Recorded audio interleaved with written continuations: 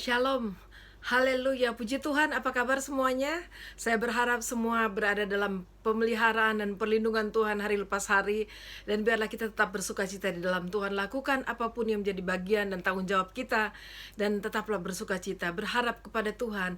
Karena hanya di dalam Dia ada pengharapan. Haleluya. Mari sama-sama kita menyimak, kita belajar, lalu kita merenungkan. Dan jangan lupa untuk melakukan firman Tuhan. Setiap saat, setiap hari kita membaca dan merenungkan firman. Saya percaya selalu ada sesuatu yang baru yang Tuhan akan berikan bagi kita. Puji Tuhan. Dan saat ini kita akan sama-sama mempelajari Keluaran 38 sampai 40, dan mari kita merenungkan bersama-sama. Bagian ini adalah bagian terakhir dari pembacaan kita di kitab Keluaran untuk season yang keempat berakar dalam firman.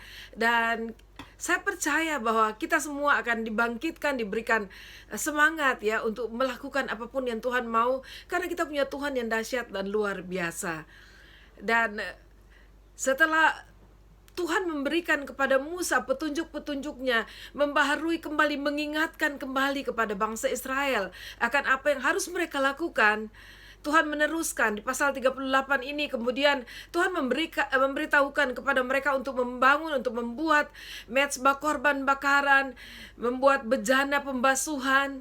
Lalu kemudian tidak lupa, pertama kali di dalam pembacaan kita di Perjanjian Baru, di situ berbicara soal finansial, soal perencanaan keuangan, dan termasuk mereka mencoba untuk menilai atau membuat harga dari semua apa yang mereka kerjakan bersama-sama. Dan saya percaya itu sangat luar biasa, biaya besar, pembukuan yang cukup besar yang mereka lakukan, karena ini semua yang Tuhan syaratkan di dalam pembangunan kemah suci itu, dan segala perkakas dan segala apapun yang diperlukan di dalamnya, semuanya adalah barang-barang terbaik, material terbaik, dan juga orang-orang terbaik dari bangsa Israel yang mengerjakannya. Dan itu luar biasa Tuhan kita. Dan di dalam pekerjaan ini mereka, coba kita melihat pembiayaan yang dituliskan pasal 38 ayat 21, inilah daftar biaya untuk mendirikan kemah suci, yakni kemah suci tempat hukum Allah yang disusun atas perintah Musa oleh orang Lewi di bawah pimpinan Itamar anak Imam Harun. Nah, inilah pertama kali kita melihat bahwa orang Lewi mulai bekerja bersama dengan anak Harun, yaitu Itamar, Imam Harun, anak Imam Harun. Lalu ada yang saya garis bawahi di ayat yang ke-22, disebutkan sekali lagi orang yang menyentuh hati saya pada saat saya baca, yaitu Besalil bin Uri bin Hur dari suku Yehuda, membuat segala yang diperintahkan Tuhan kepada Musa. Dan bersama-sama dengan dia, dan ada orang-orang yang lain yang kita kenal di pasal yang ke-31 yang lalu ya, itu berbicara soal Aholiab bin Ahisamak dari suku Dan, orang-orang yang membantu Besalil ini, dan juga para ahli yang banyak, dan segala hal itu dilakukan oleh ahlinya masing-masing. Nah, saudara, bahwa Tuhan juga menolong Musa dengan memberikan orang-orang yang dapat melakukan apa yang diperintahkan oleh Tuhan, apa yang difirmankan oleh Tuhan kepada Musa.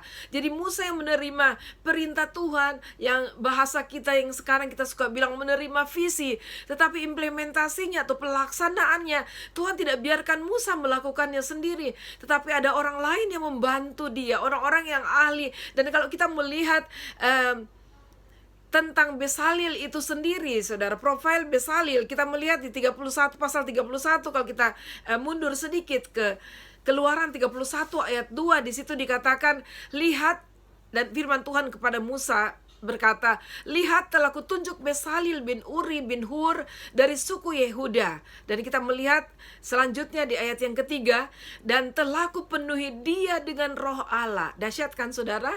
Dengan keahlian dan pengertian dan pengetahuan dalam segala macam pekerjaan, untuk membuat berbagai rancangan supaya dikerjakan dari emas, perak, dan tembaga, untuk mengasah batu permata supaya ditata, untuk mengukir kayu, dan untuk bekerja dalam segala macam pekerjaan.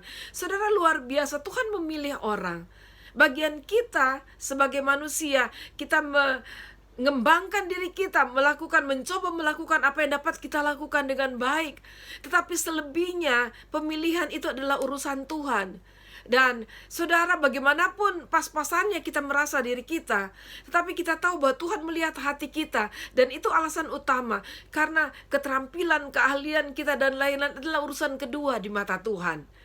Nah, saudara, karena kita melihat di sini bahwa bagian untuk memperlengkapi umatnya, memperlengkapi orang-orang pilihannya, itu adalah urusan Tuhan. Tapi yang lebih dulu Tuhan lihat hati manusia, hati yang siap untuk dipenuhi oleh Roh Allah, untuk dipenuhi dengan kebesarannya untuk dirinya sendiri. Kita tahu rohnya adalah dirinya sendiri memenuhi kita. Dan seperti dikatakan firman Tuhan, kita adalah bait Allah, bait Roh Kudus, dan kita harus kudus pada saat kita akan membiarkan roh itu akan tinggal di dalam kita.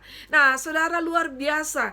Mari kalau kita dipanggil oleh Tuhan, kita diberikan visi oleh Tuhan untuk melakukan sesuatu, jangan takut. Memang awalnya mungkin pergumulan, awalnya mungkin kelihatan susah payah, kelihatan tidak mungkin ini bisa jadi, tapi Tuhan dapat membuat segala sesuatu mungkin. Tuhan yang sanggup seperti bangsa Israel mengirimkan orang-orang yang tepat dan ahli-ahli dalam bidangnya. Lalu Tuhan juga dapat memperlengkapi mereka dengan segala yang mereka perlukan. Kalau kita mengingat pada masa lalu, Tuhan yang sudah menyediakan bagi mereka sebelum mereka menyadarinya. Nah, saudara, kita melihat di sini bersama-sama bagaimana Tuhan menolong Musa untuk menyelesaikan pekerjaan besar yang Tuhan sudah perintahkan kepada Musa. Di pasal 39, di situ dikatakan tentang Musa membuat pakaian imam. Nah, itu luar biasa. Kalau berbicara Musa membuat, itu berarti orang-orang yang sudah Tuhan perlengkapi Musa untuk mendukung dia dalam melaksanakan pekerjaan.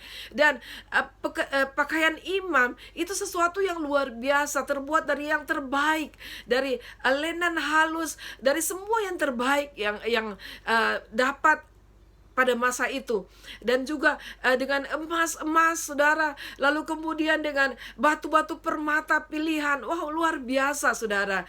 Dan Tuhan itu adalah Allah yang dahsyat, kalau saya mau bilang, dengan segala detail, segala terperinci yang Tuhan lakukan. Dan kita melihat akhirnya mereka dapat menyelesaikan. Dan di pasal 39 itu akhirnya mereka menyerahkan pekerjaan kemah suci itu kepada Musa. Kita dapat melihat di pasal 39 ayat 32 dikatakan, demikianlah diselesaikan segala pekerjaan melengkapi kemah suci, yakni kemah pertemuan itu. Orang Israel telah melakukannya tepat seperti yang diperintahkan Tuhan kepada Musa. Demikianlah mereka melakukannya. Saudara, perhatikan di sini, ada yang menarik, ada yang penting untuk kita simak. Tuhan perintahkan kepada Musa, dan orang Israel melakukannya tepat seperti apa yang diperintahkan Tuhan kepada Musa. Jadi kita melihat tingkat ketaatan atau tingkat mendengar, ya saudara, dari pemimpin. Tuhan berbicara kepada pemimpin, lalu pemimpin berbicara, sudah pasti mereka melakukan sesuai dengan perintah Tuhan atau apa yang Tuhan suruh. Berarti pemimpinnya menyampaikan dengan benar, dan mereka menangkap, menyikapi apa yang dikatakan oleh pemimpin itu dengan benar, sehingga apa yang diperintahkan Tuhan betul bisa turun ke bawah, lalu kemudian bisa dipertanggungjawabkan kembali ke atas kepada Tuhan.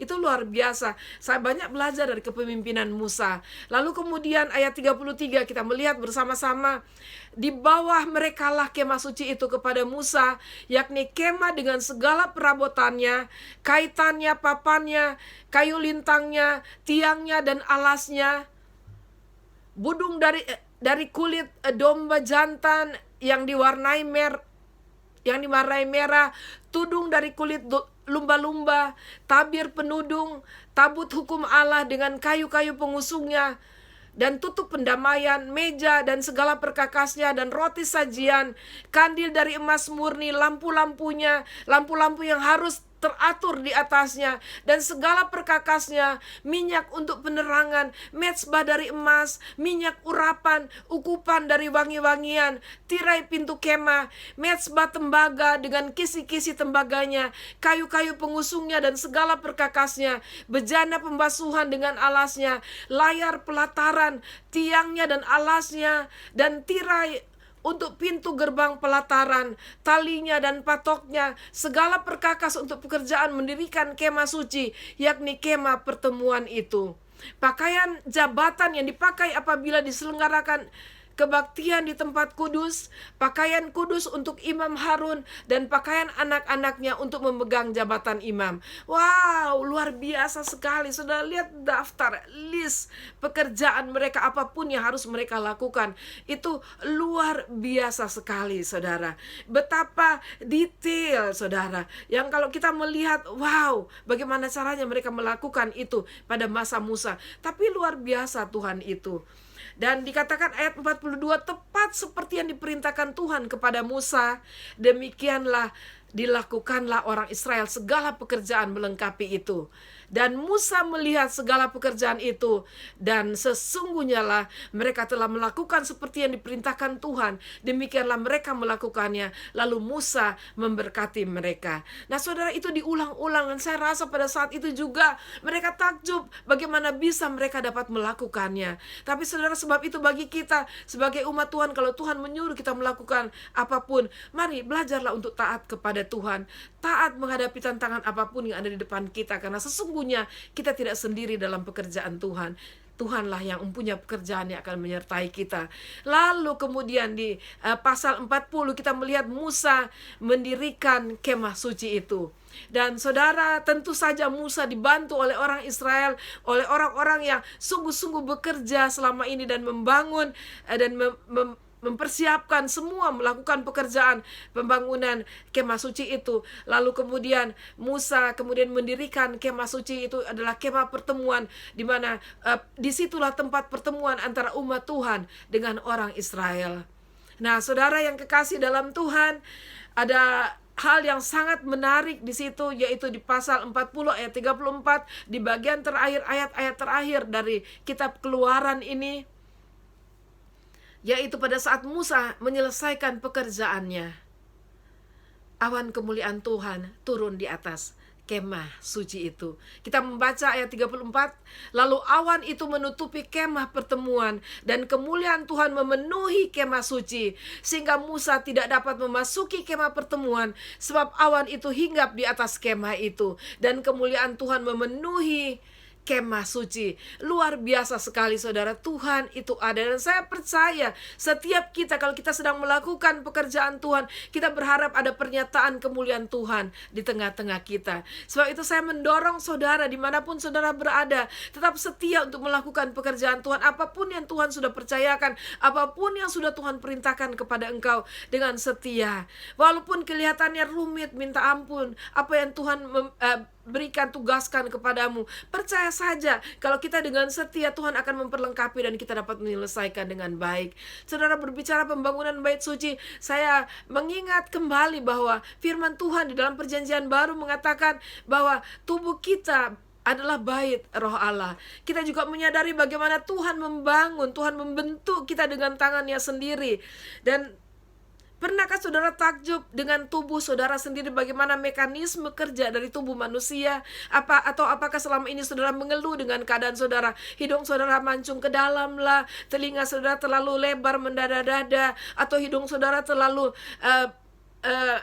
mancung ke kiri dan ke kanan, atau apapun di dalam hidup saudara pendek, saudara kurus, saudara tinggi, saudara gendut, dan segala macam hal yang biasanya dikeluhkan oleh manusia karena merasa tidak puas dengan dirinya.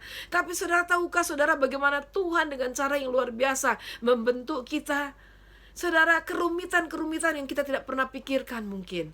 Dan bahkan saudara, dengan segala ciptaan Tuhan, kalau saudara ambil mikroskop dan saudara melihat kulit saudara itu sebenarnya adalah tempat tinggal segala makhluk-makhluk kecil yang saudara tidak tahu namanya apa. Mikroba-mikroba kecil, ada segala macam saudara, termasuk juga virus yang kecil tidak bisa dilihat mata, yaitu COVID-19 yang merusak. Tapi ada juga yang baik di dalam tubuh, seperti saudara kalau minum, ada satu minuman yang dibilang itu ada ya yang kecil-kecil, pasukan yang tidak terlihat dengan mata yang dapat menolong kesehatan kita. Nah saudara, kita melihat sesuatu yang sangat menakjubkan kita bagaimana cara kerja Tuhan yang sangat detail. Percayalah saudara, Tuhan tahu detail hidupmu. Dan Tuhan ada bersama-sama dengan engkau. Bila engkau membuka hati dan mengizinkan Dia berjalan bersama-sama dengan engkau. Dan engkau tidak bingung dengan apapun yang engkau tidak mengerti. Karena engkau tahu ada Dia yang mengerti detail hidupmu, yang menyertai engkau. Haleluya. Lalu kita baca selanjutnya ayat 36. Apabila awan itu naik dari atas kemah suci, berangkatlah orang Israel dari setiap tempat mereka berkemah. Itu berarti mereka bisa pergi dan melakukan apapun saudara, dan mereka dapat berjalan. Tapi jika awan itu tidak naik, maka mereka pun tidak berangkat sampai hari awan itu naik. Sebab awan Tuhan itu ada di atas kemah suci pada siang hari, dan pada malam hari ada api di dalamnya, di depan mata seluruh umat Israel pada setiap tempat mereka berkemah.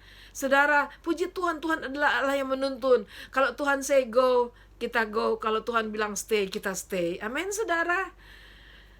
Dalam masa-masa ini saya dapat melihat banyak orang yang tidak taat aturan, dikatakan stay at home, tapi banyak juga yang berkeliaran di jalan dan sebagainya. Ya, kita mungkin akhirnya pikir, ya apa boleh buat lah, apa boleh buat dan segala macam. Tapi kalau berurusan dengan Tuhan, mari kita belajar taat. Dan kita juga harus tahu pada saat kita taat dalam kehidupan sehari-hari, itu juga akan mencerminkan bagaimana kita juga bisa taat kepada Tuhan.